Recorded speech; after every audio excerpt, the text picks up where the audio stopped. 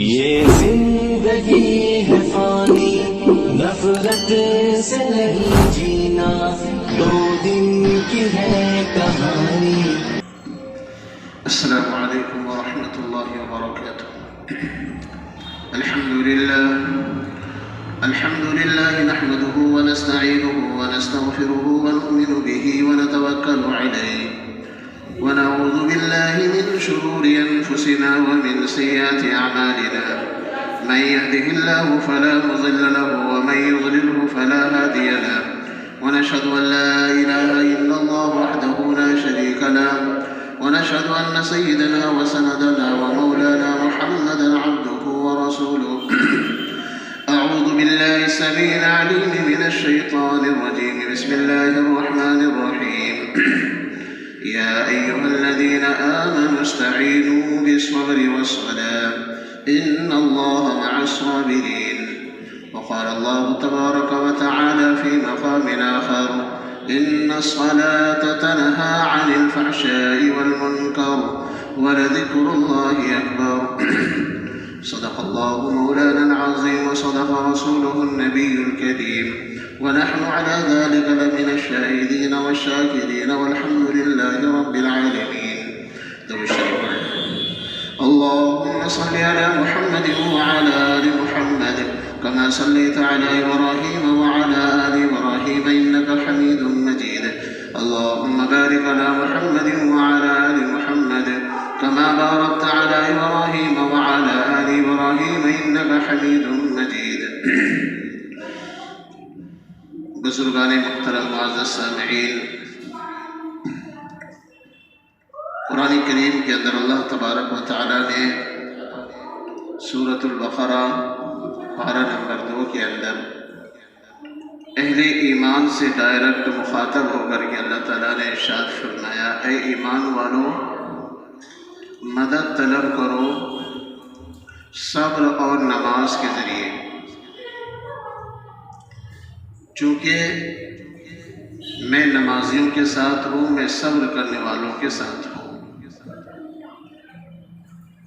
قرآن کریم کے اندر اللہ تبارک و تعالیٰ نے ہمیں اور آپ کو مصیبتوں سے، پریشانیوں سے نکلنے کا حل بتلایا ہے، اور یہ باتیں اس وقت میں ہم لوگوں کے لیے سمجھنا اتنی اہم اور ضروری ہے کہ اس کے بغیر ہم کہیں سکون نہیں پائیں گے۔ سیاسی باتیں اور دنیا کے اندر جو حالات اس وقت میں چل رہے ہیں، اس کے بارے میں مجھ سے زیادہ آپ حضرات کو گہرائی سے علم ہے، لیکن ہمیں ان تمام حالات کے اندر اپنے ایمان اور اپنے ایمانی طاقت، ایمانی حرارت کے ساتھ ہمیں چین اور سکون سے کس طرح زندگی نصیب ہو جائے اس کی فکر کرنی ہے، چونکہ جناب رسول اللہ صلی اللہ علیہ وسلم نے قیامت تک آنے والے تمام فتنوں سے ہمیں آگاہی فرمائی ہے، اور فرقوں سے بھی، فتنوں سے بھی آگاہی فرمائی ہے، امراض سے بھی آگاہی فرمائی ہے۔ جب امام الانبیاء جناب محمد رسول اللہ صلی اللہ علیہ وسلم نے، جن کا درجہ اللہ تعالیٰ نے اپنے بعد رکھا، فرمایا کہ جب وہاں سے وہ تمام کی تمام خبریں ہمیں پڑھنے کو ملتی ہیں، تو ان چیزوں کے آنے پر ہمیں انہی کی تاریخ اور انہی کی سیرت پڑھنی چاہیے، چونکہ آپ صلی اللہ علیہ وسلم نے جہاں فتنوں اور مصیبتوں کے آنے کی خبر دی ہے، وہیں پر اس سے بچنے کی بھی پوری طور پر خبر دی ہے۔ ہم اور آپ مسائل کے اندر جب الجھتے ہیں، جب ہم لوگ ایک طرف تو فتنوں کو اور فرقوں کو پڑھتے ہیں اور اس کا حل جو ہے اس کو چھوڑ دیتے ہیں۔ مثلا آپ صلی اللہ علیہ وسلم نے فرمایا کہ میری امت 73 فرقوں میں تقسیم ہوگی، 72 जहन्नमी होगी और एक ही जन्नती होगी। ये हमने पढ़ लिया और उसके बाद इसका हल भी आप सल्लल्लाहु अलैहि वसल्लम ने सहाबा को बतलाया था। जब आपके सहाबा ने पूछा या रसूल अल्लाह वो एक फिरका कौन होंगे, तो अल्लाह के नबी सल्लल्लाहु अलैहि वसल्लम ने उसका हल बतलाया ताकि मेरी उम्मत परेशान ना हो और उनको तलाश करने में उनका दिमाग और ज़हन खराब ना हो। आप सल्लल्लाहु अलैहि वसल्लम ने बतलाया मा अना अलैहि व अस्हाबी, मेरे और मेरे सहाबा को जो तरीक़ा है उसको तुम मजबूती से थाम लेना, वही फिरका जन्नत में जाएगा। एक पहलू को लेंगे और दूसरे पहलू को छोड़ेंगे तो हम उलझ जाएंगे। इसलिए हल भी बतलाया और फिरकों के बारे में भी बतलाया। आप सल्लल्लाहु अलैहि वसल्लम ने जो बड़ी बड़ी बीमारियां थी, आप सल्लल्लाहु अलैहि वसल्लम ने उनके बारे में भी आपने पेशेनगोई दी। आज बीमारियों का जिक्र किया जाता है, लेकिन जो सुन्नत तरीका है उसका, यानी किस वजह से हम बचेंगे, वो कौन सा ऐसा फार्मूला, कौन सा ऐसा नुस्खा है शरीयत के अंदर जिसको हम अगर अपनी जिंदगी में लागू कर लेंगे तो हम बच जाएंगे। मसलन अगर कोई बहुत ज्यादा बीमार है तो अल्लाह के नबी सल्लल्लाहु अलैहि वसल्लम ने फरमाया कि तुम वहाँ अयादत में जाने से पहले तुम खुद वो दुआ पढ़ लो जिस बीमारी के अंदर वो मुब्तला है, उसको वो अगर तुम दुआ पढ़ लोगे तो तुम उस बीमारी से बच जाओगे। समझ रहे? तो वो दुआ हम नहीं पढ़ते और उस सुन्नत तरीके को हम नहीं अपनाते और वहाँ हम जा करके खुद भी बीमार हो जाते। तो गलती किसकी हुई? हमारी हुई। आप सल्लल्लाहु अलैहि वसल्लम ने फरमाया मुहलिक मर्ज से अगर तुम्हें हिफाजत चाहिए तो तुमको ये चाहिए कि जहाँ पर वो मर्ज है वहाँ पर जाओ नहीं और वहाँ वाले कहीं दूसरी जगह सफर न करें। बाहर के लोगों पर भी पाबंदी लगाई और वहाँ के लोगों पर भी पाबंदी लगाई। तो इस तरीके को वो नहीं अपनाएंगे तो ला मुहाला वो बीमार हो जाएंगे। जनाब रसूलुल्लाह सल्लल्लाहु अलैहि वसल्लम ने हर मोड़ पर अपनी उम्मत की खबर रखी है, चाहे वो आसानी में हो या ये कि वो बीमारी में हो, चाहे वो परेशानी में हो या ये कि वो आसानी में हो। हर मोड़ पर आप सल्लल्लाहु अलैहि वसल्लम ने फरमाया मेरी उम्मत जन्नत में जाएगी और जन्नतों वाले अमाल करेगी और उसका तरीका भी बतला दिया। एक मिसाल लें कि अल्लाह के नबी सल्लल्लाहु अलैहि वसल्लम ने फरमाया कि नमाज मोमिनों की मेराज है। क्या फरमाया? अस्सलातु मेराजुल मुमिनीन, नमाज मोमिनों की मेराज है। और एक इंसान मोमिन भी है, मुसलमान भी है, नमाज पढ़ने के लिए वो अपने आप को तैयार नहीं कर रहा है, तो अब बताओ वो बगैर नमाज के मेराज कर सकती है? नहीं कर सकती है।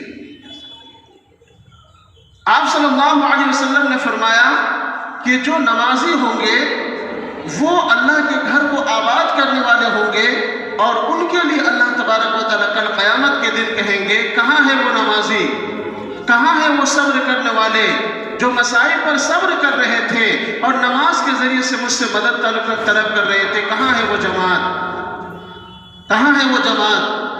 आवाज़ आएगी और वो जमात खड़ी होगी, अल्लाह ताला बगैर हिसाब किताब की जन्नत में दाखिल फरमा देंगे।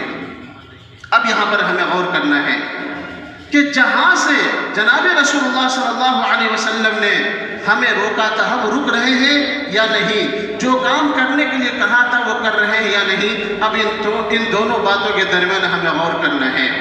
आज हमारी और आपकी ये सोच बन गई है, हालात अगर ख़राब हो, अगर परेशानियां आए तो सबसे पहले अल्लाह से ताल्लुक़ को ख़त्म करो, अपने घर में बैठ जाओ। बैठने का मतलब यह है कि सबसे पहले हम अल्लाह का जिक्र करना छोड़ देते हैं, अल्लाह की इबादत से अपने आप को अलग कर लेते हैं, नमाज छोड़ देते हैं, अल्लाह को याद नहीं करते। तो बताओ वो परेशानियां जाएगी या रहेगी?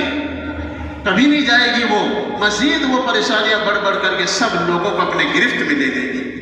میرے محترم بزرگوں دوستوں، تو اس وقت کے اندر جو حالات چل رہے ہیں، ان حالات کا مقابلہ ہم ہتھیار سے نہیں، ہم اپنی طاقت سے نہیں، ہم اپنے دل و دماغ سے نہیں، ہم لوگ اپنے باہر رہ کر کے نہیں، اللہ سے بے تعلقی کر کے نہیں، بلکہ یا ایھا الذین آمنوا استعینوا بالصبر والصلاۃ، وہ صحابہ جو جنگ کے میدان میں رہ کر کے بھی ایک طرف ہاتھ میں تلوار ہے اور ایک طرف اللہ کے سامنے میں ہاتھ باندھے کھڑا ہے اور یوں کہہ رہا ہے الحمدللہ رب العالمین الرحمن الرحیم، یعنی جنگ کے اندر بھی وہ نماز پڑھ رہے ہیں جبکہ حالات اتنا خطرناک ہے کہ کافر تلوار لیے سر پہ کھڑا ہے، تو مدد وہاں آئے گی یا بستر پہ سو کر کے مدد مانگنے والوں کو مدد ملے گی؟ بتائیے آپ۔ جس شریعت نے ہمیں جو رخ دیا ہے اس رخ کو موڑ کر کے مسلمان آج جینا چاہتا ہے، کہاں سے ان کی مدد کی جائے گی؟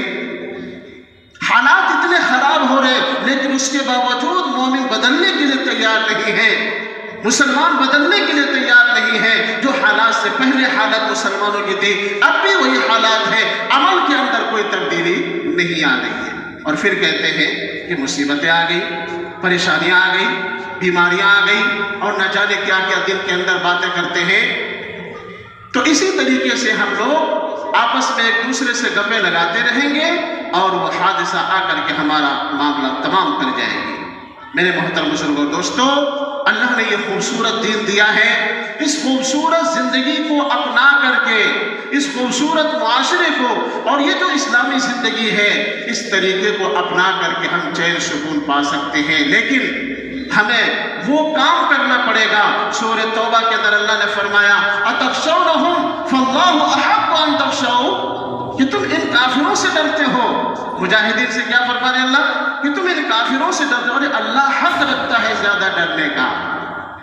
ہم لوگ دنیا کے حالات کو دیکھ کر کے ہمارے ایمان ادھر ادھر ہونے لگ جاتے ہیں، جبکہ حق یہ تھا کہ مصیبت آتی تو ہم اللہ کو یاد کرتے، پریشانیاں آتی تو 2 رکعت صلاۃ الحاجہ صلاۃ التوبہ پڑھ لیتے، اس سے ہماری وہ تمام پریشانیاں دور ہو جاتی۔ جس رب نے یونس علیہ السلام کو 40 دن بغیر رزق کے، اب اللہ کی قدرت اللہ جانتے ہیں کہ ہم نے اس کو، اللہ جانتے ہیں کہ انہوں نے کیسے مچھلی کے پیٹ میں 40 دن رکھا، ورنہ دنیا کی ساری طاقتیں فیل ہیں، وہ نہیں سمجھ پا رہی ان باتوں کو، تو آپ زندہ کیسے رہے؟ لیکن اللہ کی قدرت ہے، اللہ نے رکھ لیا۔ تو جس رب نے مچھلی کے پیٹ کی مصیبت سے 40 دن کے بعد اپنے نبی کی مدد کرنے پر آتے ہیں، تو وہ مدد کر کے اپنے نبی کو باہر نکال کر کے قوم کے اندر بھیج دیتے ہیں۔ میرے محترم بزرگوں اور دوستوں، آج بھی ہم حالات، مصیبت اور پریشانیاں اور بیماریوں کے پیٹ میں زندگی جی رہے ہیں۔ اللہ سے لو لگائیں گے وہی لو جو حضرت یونس علیہ السلام نے لگائے تھے، لا الہ الا انت سبحانک انی کنت من الظالمین۔ حضرت ایوب علیہ السلام نے لگائے تھے، انی مسنی الضر وانت ارحم الراحمین۔ میرے محترم بزرگوں اور دوستوں، کیا کہا تھا؟ میں بیمار ہوں، مجھے تکلیف ہوئی، یا اللہ تو ہی مجھے شفا دینے والا ہے، تو ہی مدد کرنے والا ہے۔ میرے محترم بزرگوں اور دوستوں، جب ایوب علیہ السلام کی زندگی جب صحت پا سکتی ہے اتنے حالات کے اندر ہونے کے باوجود، تو آج تو ہم لوگ کچھ بھی حالات کے اندر نہیں ہیں، کیا نہیں ہے؟ حضرت ایوب علیہ السلام بالکل پریشان تھے، حضرت یونس علیہ السلام بالکل پریشان تھے، انہوں نے اللہ کو نہیں چھوڑا تو اللہ نے ان کو مصیبت سے نجات دے دیا۔ حضرت ابراہیم علیہ السلام سے آگ سے نجات دے دیا، حضرت اسماعیل علیہ السلام کو اللہ نے چھری کی تلے زندہ رکھا اور آپ کو زندگی بخش دی۔